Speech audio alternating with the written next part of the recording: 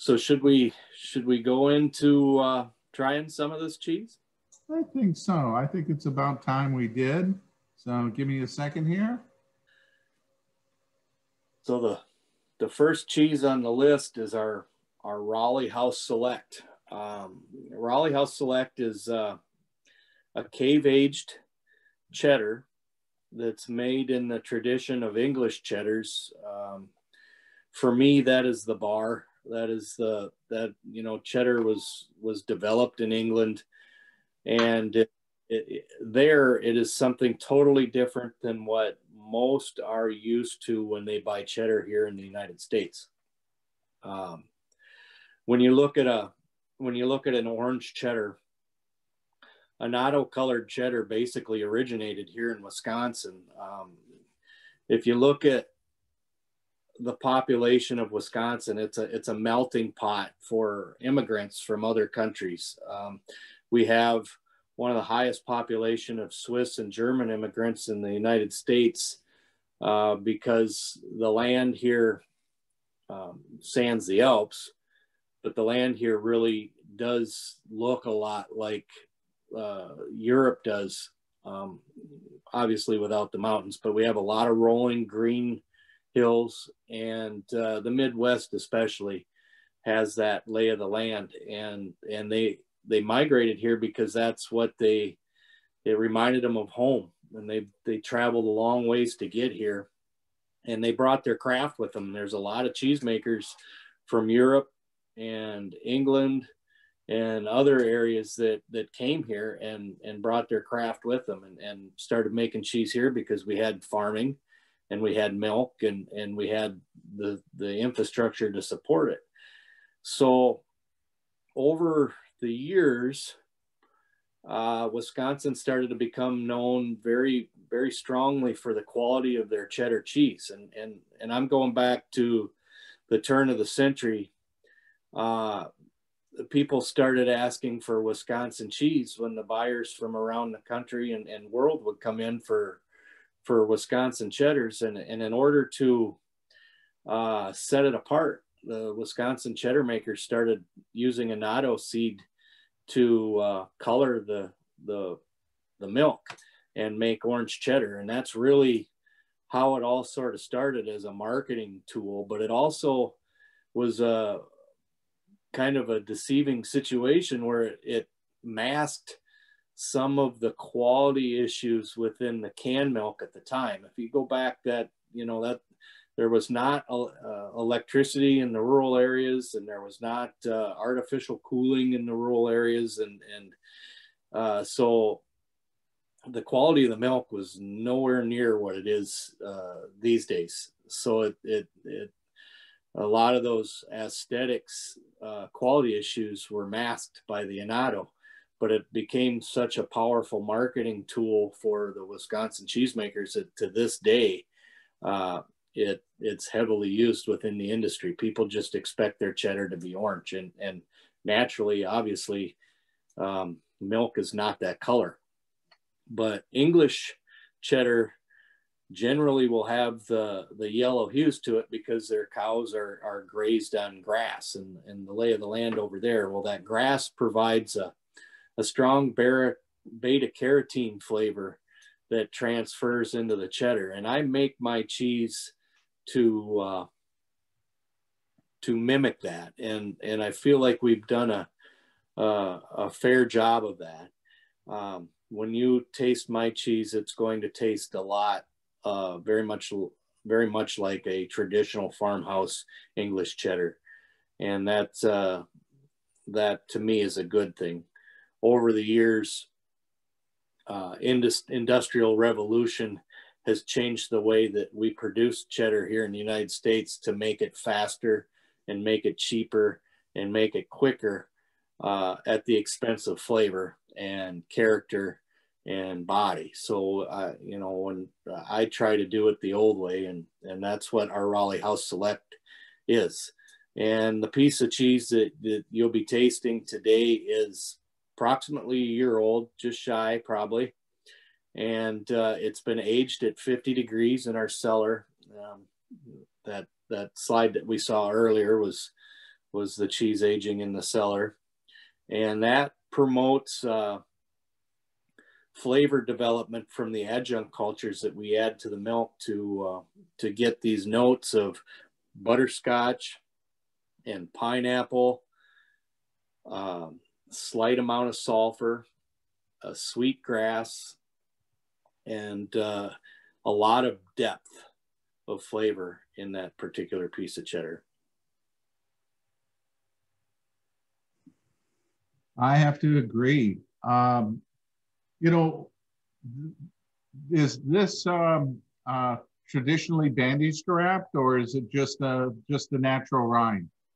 Well, it's funny you ask, because this recipe for this cheese did start out as a bandage wrapped cheddar, but I adapted it over the years, and I now use a industry approved polymer coating for the outside of that cheese after it has developed a natural rind on the outside of it. So I'll let the cheese dry down in the cellar for a month or so, and then we apply this polymer coating to bias the time that it takes to get the aging process finished. And the Goudas, if you're familiar with Mitica Gouda, and there's a number of other cheeses in the United States that's produced using that same process. It's sort of a win-win situation for the cheese. The cheese dries down, develops that little bit of moldy natural rind to it, and then we seal that. And it allows the cheese to breathe. The cheese will breathe, and the molds will continue to do their thing, but they won't run wild. And it eliminates a lot of the labor that goes into taking care of a bandaged cheddar.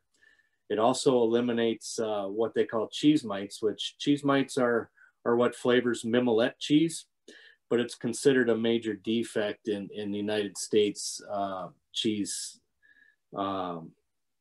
industry.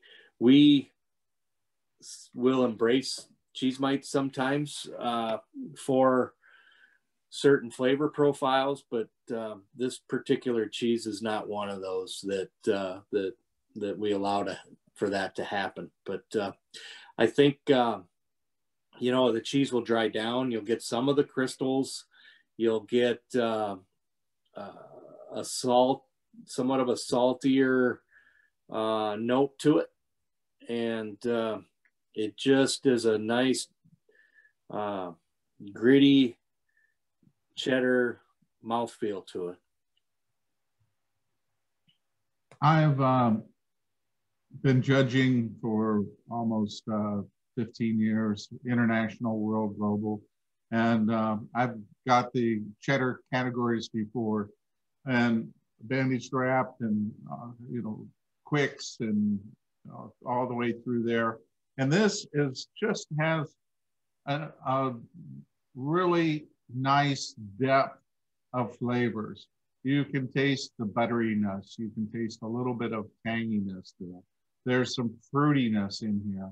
It's just a very, very enjoyable cheddar style or cheddar cheese that goes across the spectrum of what you would expect.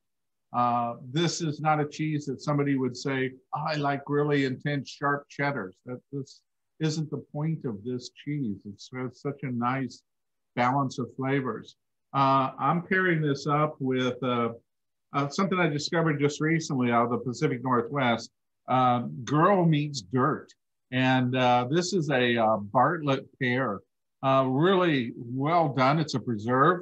And the pear flavor and your cheese is just phenomenal together. I had a bunch of samples here, and I've been dipping it in there. It's just so good. So for a vehicle, I have the Rustic Bakery, and this is their Artisan crisps, which are tart cherry, cocoa nib, and almond, which gives it a little bit of a crunchiness, and it gives it a little bit of a kind of a fun little presentation as well. So, that's a direction that I went. And then beer-wise, the Sierra Nevada Pale Ale, something with enough carbonation and strength to be able to stand up to all these flavors. but not too strong to be able to actually interfere with them. So that's where I went. Nice, nice.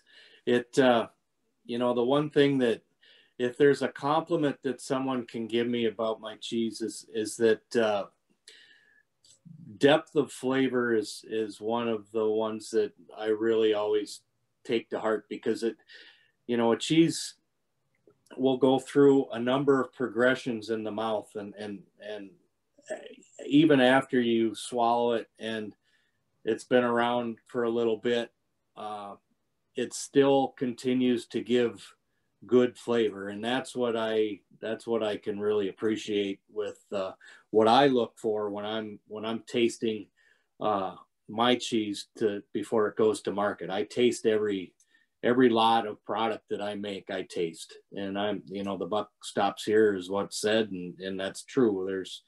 It won't go out the door if I'm not satisfied with it. Closer to the rind, you get that nice earthiness, the cave, you know, through there. And it really intensifies with the pear preserves. You really, whether you're tasting from the center or you're tasting all the way out to the edge, each of those flavor characteristics that change as we go through that, really just magnificent. This is such a wonderful piece of cheese. I would say that if you're building a holiday cheese board, this could be easily the centerpiece of the board, just because it's just got so much flavor. Well, thank you. Thank you. Is there anything else you'd like to say about this magnificent cheese? Well, we're really proud of it, and it's one that we're going to be doing for a long time. We hope. It's starting to take on traction, especially on the West Coast right now. It's you'd be surprised. There's a lot of it that's going out there, and California is known as a cheddar production state, but theirs is more volume wise. But we've gotten some good traction there, and now moving its way south. So we enjoy making it. Well, you do a great job with this one. This is really very, very extremely well done. Thank you. Thank you. All right. So yes, we'll move on to the next one, huh? Yes. Let me get here and.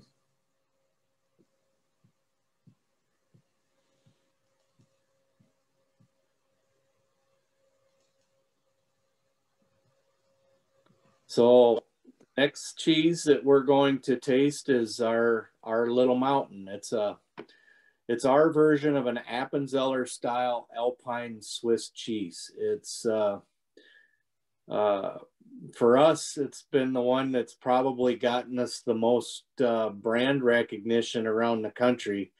In our industry, there's three big competitions that people really follow and participate in the United States, and that's the World Cheese Competition, and then the United States Cheese Competition, and the American Cheese Society Competition. And in 2016, we were fortunate enough to win the grand champion overall best in show with the Little Mountain.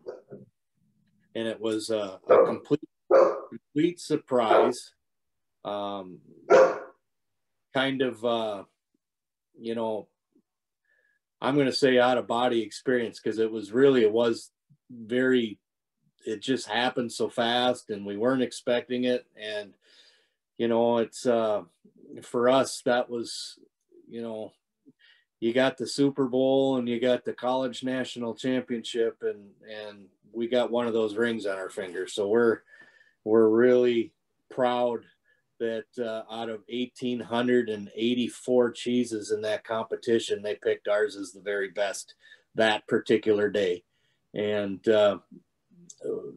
we don't make a lot of it. It's one of those things, we might make about 500 wheels of it per year. And since 2016, we're 4 years removed now, we still have a waiting list that for companies to get that cheese. So the day that it's made, it's sold. But this is the one true raw milk cheese that we do. It's not pasteurized milk. Seasonally, when we make this, sometimes during the year we will thermalize it, meaning we will heat it to a certain point, but not pasteurization. And in the summertime, when the cows are strictly grazing on pasture grass, we will make this totally raw, meaning it will not be heated any higher than what the actual cook temp for the recipe of the cheese calls for. So this cheese, it's got the one descriptor that people use for Swiss style cheese is nutty, but that's just the tip of the iceberg for this. It's a washed rind cheese, so you get a heavy bee linen, earthy, odorous sort of note right up front with your nose, but the cheese tastes so much different than that. The nuttiness is accompanied by butter, by milk, by grass. Some would say, I've heard a hint of apricot. I've heard a lot of different things, but for me, what really makes this cheese unique is how simple it is when we make it. There's very little culture that goes into this cheese, but the flavor that develops over a year's time just becomes it almost morphs into something totally different than what we make it as. And it's really impressive how over time this cheese will mellow out and develop such a depth of flavor that continues on and on after you eat it, that in a pleasant way, that it's just, it seems like I taste something different almost every time I try that cheese.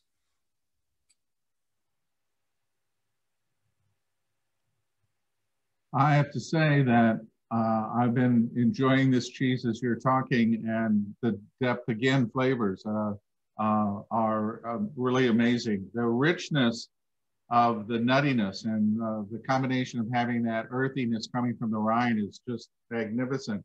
I would say that this does not need a pairing to it.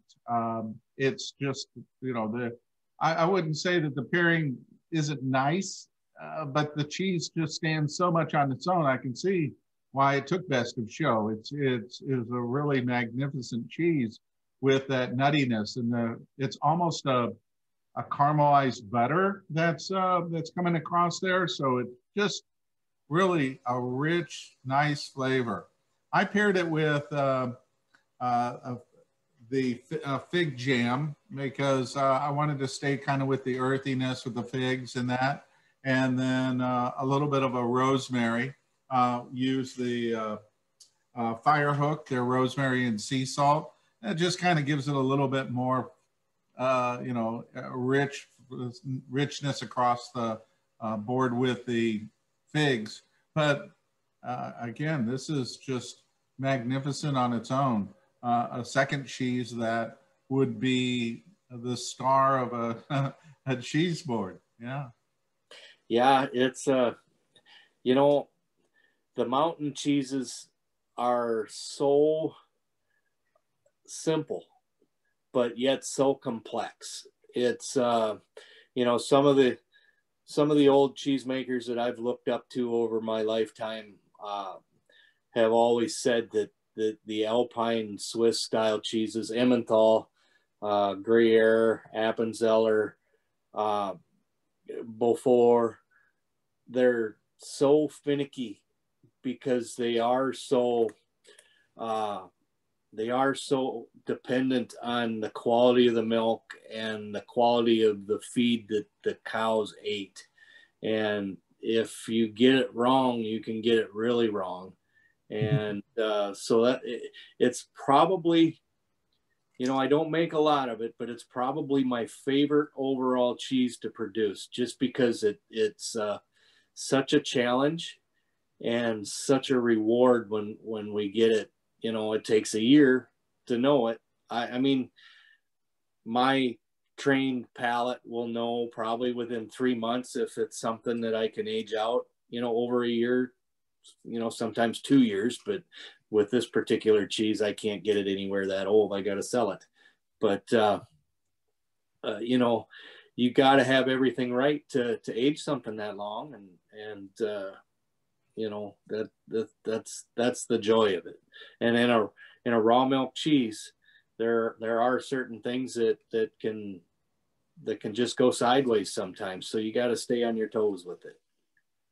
Yeah, it's really truly a wonderfully rich cheese. Beer wise, I'm pairing this with the Highland Brewery. They make a Gaelic ale, which has got a really nice maltiness to it.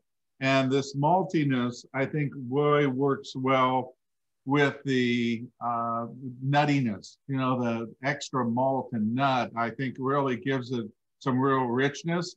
Carbonation helps clean it. You know, this has got a lot of butter to it. So I wouldn't say that you would be worn down by the amount of butter, because it's so nice and caramelized that it's not going to be like a buttered popcorn that, you know, you get tired of. This is something that you really can enjoy the depth of flavor. It's just very nice, very well done. Thank you. Thank you. So I suppose we'll move on to my most recent creation, so to speak, our Red Rock. So the next two cheeses that we're going to taste are Cheddar Blues, and that is the one thing for me that that have become my specialty, so to speak, as far as really what put us on the map. I built my business on the Dunbarton, building that recipe and branding it and taking it to market. I learned so much. I didn't know a whole lot about sales, and I learned that as a baptism of fire as Dunbarton was growing. But the one question that was always asked of me after I got that to market was, what else do you have? And, you know, it feels weird talking about Dunbarton when we're actually tasting the Red Rock, but it all ties in. Dunbarton was created as an English style cheddar. And the Red Rock, when I did that, I wanted it to be more of the American style cheddar. So to me, an American style cheddar that has gone through the industrialized process will be mild, creamy, and simple, to be completely honest. And for me, that's okay, but I wanted something more. So we took that American style orange colored cheddar, and we added blue mold to the milk as we're making it. And before we put the cheese in the curing cellar, we pierced the loaves, and it's a 5-pound loaf form. And when we pierce that, it allows the mold to grow where the piercings are, and not much else where. So the mold in this cheese will be very subtle. The flavor of the mold is there, but it's very, very subtle. A lot of times people will ask, well, how much blue will I taste? And I might tell them on this particular one, it might be 80% cheddar and 20% blue. But the real kicker on this cheese that takes it to a completely different place is the natural rind. And this cheese is normally going out the door at about 60 days. Obviously, due to the COVID this year, that flipped our inventory upside down for a couple months, as this style of cheese sells in places where a lot of people weren't. So the age of this cheese that you're tasting today is probably double what it normally would be. So it's probably about 4 months old. But you get such a rich, earthy addition to your simple cheddar, and then you add the blue to it. It makes a completely different product, and we're very, very proud of it. It has become our #1 selling pound for pound cheese around the United States. We sell the majority of our product that we make in a year now is the Red Rock.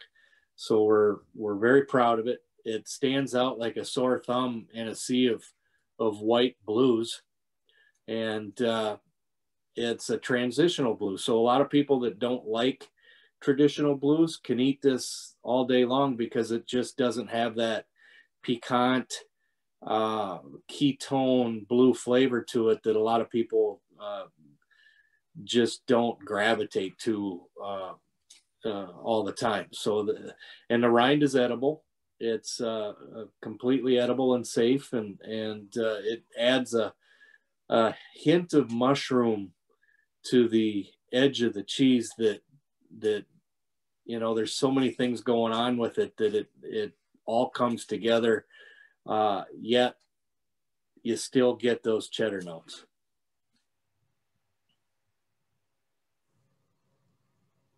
When you say creamy, that's an understatement. A lot of cheddars, you can say that, they have that sponginess to them or the crumbliness to them. This is literally melt in your mouth. As a matter of fact, it was starting to kind of get so soft in my hand when I was working with it. But I have to say, this is the most beautiful piece of cheese.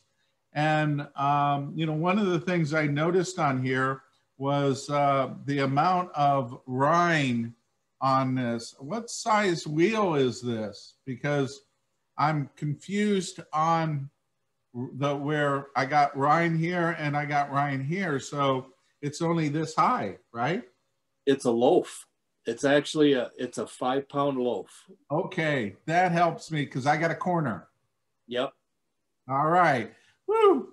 Because I was thinking this was around. I'm thinking, how is this working like that? So that's really cool. Yeah. So thank you for, and you can see the piercing in the blue go in different directions. So you do a vertical and a horizontal. Yeah, we do 2 sides. We pierce and then we roll it a quarter turn and we pierce it again, and that's how we get those crosshairs in it. And it's kind of hit and miss. When you cut the cheese, you're not always going to get into a vein, and sometimes it's blind, and sometimes it's got some pretty veins in it, like that one does.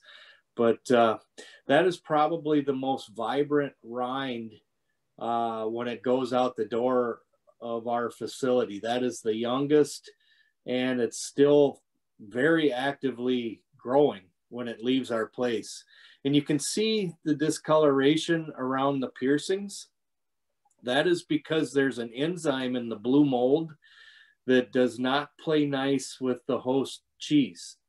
And in traditional blues, you won't see it because they're bleach white. But with a colored cheddar, and even our Dunbarton having those grassy notes of color to it, you can see where it almost will liquefy. And it's the English have a term for it, and it's called Stilton juice, and it will create a sticky, viscous fluid that will ease out of those piercings, and it just adds another depth of mouthfeel to that cheese. Absolutely. Yeah, it's interesting because the creaminess of the cheddar, and then when you hit a vein, you really get that earthiness, and the grassy notes, as you said, are very predominant on there. So when I was tasting it earlier and trying to figure out what I was going to pair with it, because this is a challenge. It's not something that I would say, because the cheese is so good, it's going to go with anything because you just got to love the cheese regardless. But I picked up Bonnie's Jams, and this is black and blue. It's blackberry and blueberries. And so I kind of wanted to go on that earthiness, that grassiness, and I guess the blueberry and the blackberry, the kind of grittiness that you get from that really works really well. And then for my vehicle, I went with the Effie's. This is their homemade original oat cakes. And so I wanted to add some sweetness here because we have that, I wouldn't say it's bitter, that wouldn't be the term, but you have that tartness, maybe a little bit of that, a little bit of acidity that makes it really nice in its crossover. But I wanted to kind of bring up the flavors a little bit more by adding something a little sweet to it. So the sweetness kind of offsets a little bit of the tanginess, and then we have the earthiness of the jam, and then and then I'm pairing this with Lagunitas, their daytime IPA.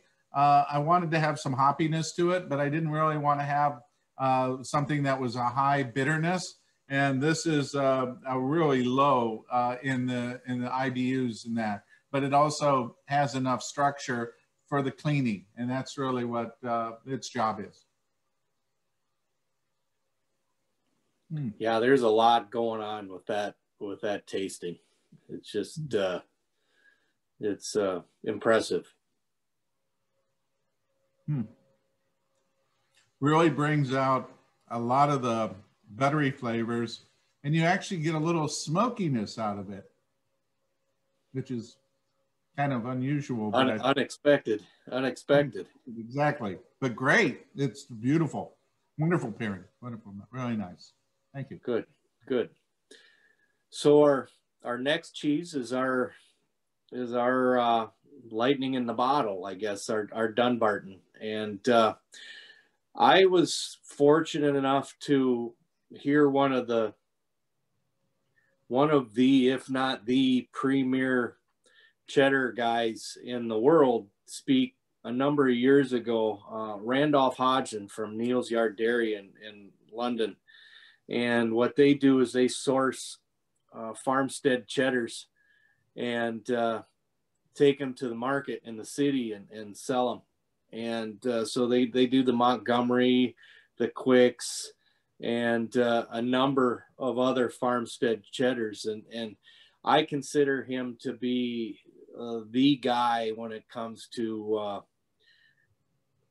true English cheddar, and Stilton's as well, the cheddar blue sort of. But he was speaking about the fact that when farmhouse bandaged cheddar would crack and they would get a little bit of bluing around that crack, that it was actually considered a delicacy and would bring more of a price point in their stores.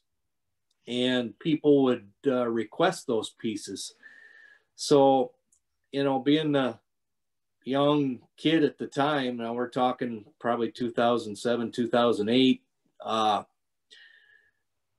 thinking, well, I can create that purposely. So that's sort of how the premise for this cheese come to fruition. I worked for a year on the cheddar recipe as just a farmhouse English cheddar.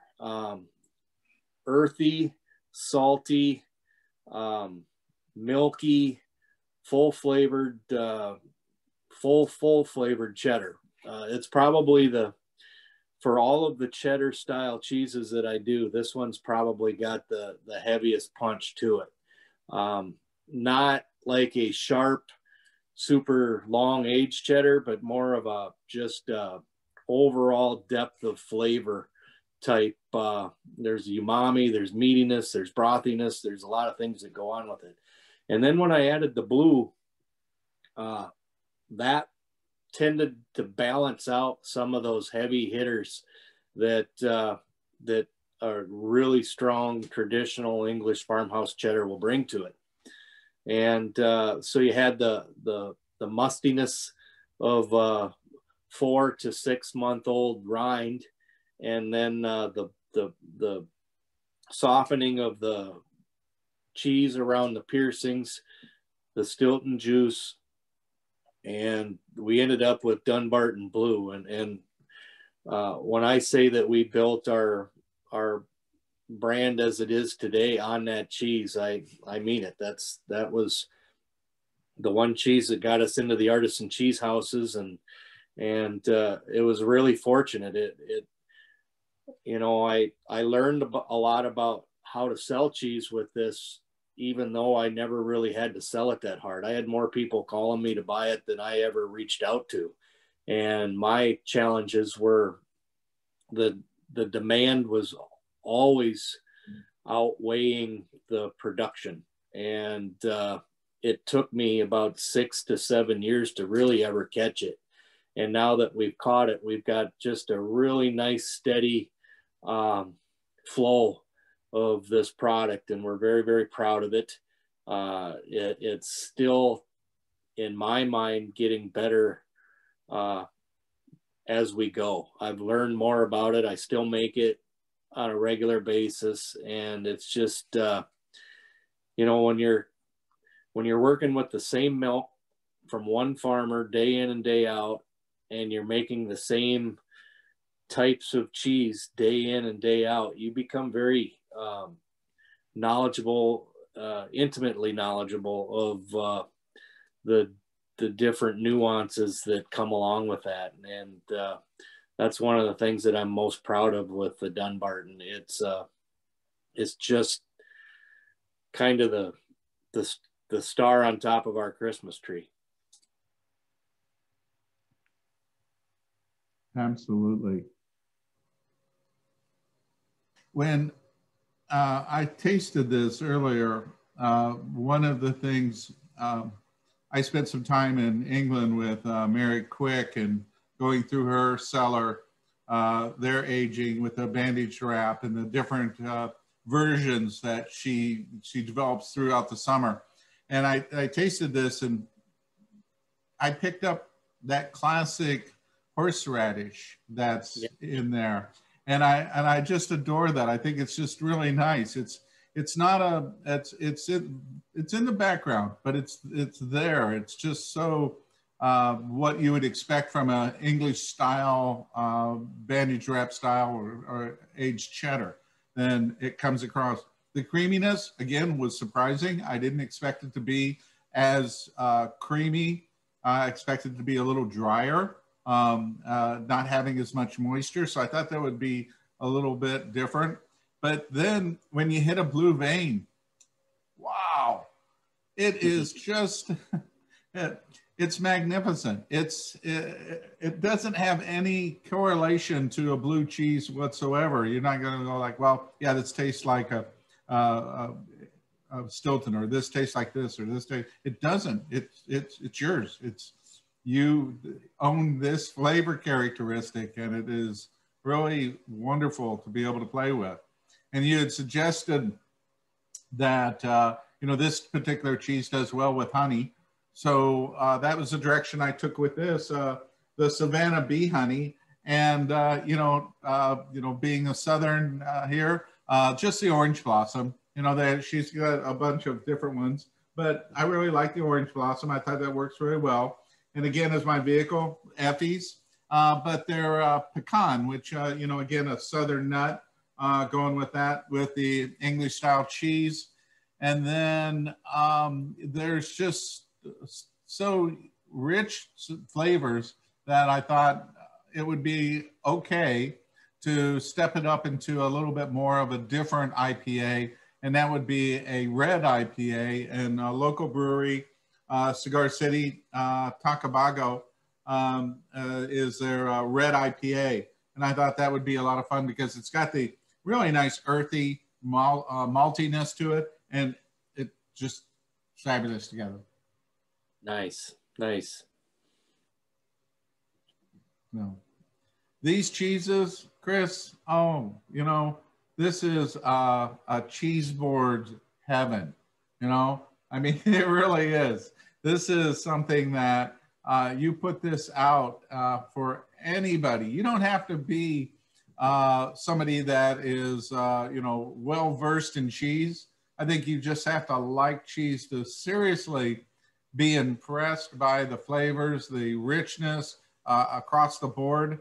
And this is, I think, one of the best cheese boards I've had in a very, very long time. Oh, thank you. Thank you. And I hope it shows that, like I said, you know, I don't get up and go to work every day. I just get up and go do something.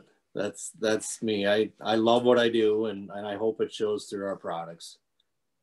Well, thank you, and thanks for having me. It's my pleasure. And this will be up on the YouTube channel in the next day or so. And I will send you the link so you'll have that. And then anybody else watching, they're, you know, they'll just go to Michael Landis Cheese and you'll find it right there on the YouTube. So again, Chris, thank you so much for taking the time. It was magnificent. And I look forward to, you know, doing something else in the near future. I appreciate it, Michael. You have a good evening. All right, you too. All right. Bye-bye. Bye.